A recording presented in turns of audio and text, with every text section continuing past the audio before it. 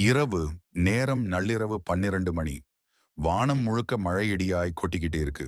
இந்த இருட்டான சாலையில ரவியின் டாக்ஸி மட்டும்தான் அந்த அமைதியை கிழிச்சிட்டு போகுது. ரவிக்கு தெரியும் இந்த பயணம் ரொம்ப தூரம்னு.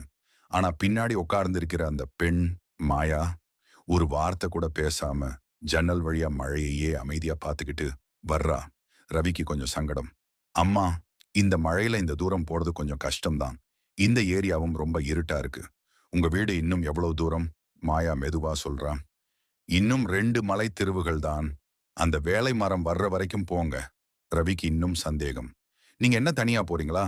இந்த நேரத்துல இந்த பக்கம் யாரும் வரமாட்டாங்களே. அப்போ மாயா சொன்ன வார்த்தை ரவியின் மனசுக்குள்ள ஏதோ ஒண்ணு உடைத்த மாதிரி இருந்தது. நான் எப்பவுமே தனிமையில தான் இருப்பேன் ரவி. எனக்கு இது பழகி போச்சு.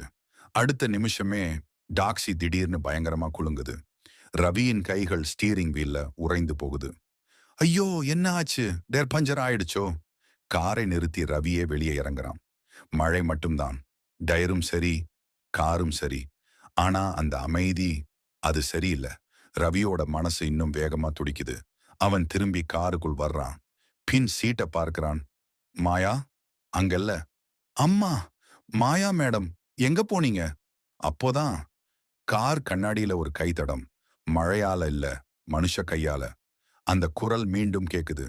வண்டியை எடுங்க ரவி. நான் இன்னும் வீடு போய் சேரல. ரவியின் உடம்பு முழுக்க வியர்வை.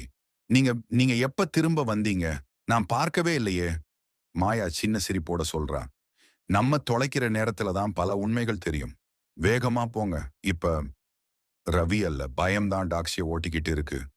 மழை, இருள், வெறிச்சோடிய சாலை. ஒரு பழைய வீடு முன்னாடி டாக்ஸி நிக்குது. மூடிய வாசல், உதிர்ந்த சுவர். மழையும் மெதுவா நின்னு போகுது. மேடம், உங்க பேக்.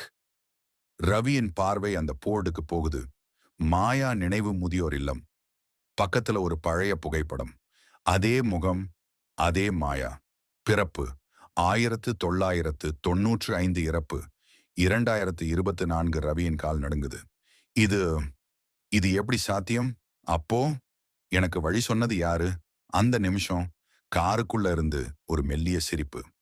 நன்றி ரவி, இந்த வருஷமும் என்னை வீட்டுல விட்டதுக்கு. சில பயணங்கள் ஒரு இடத்துல முடியாது. சில பயணங்கள்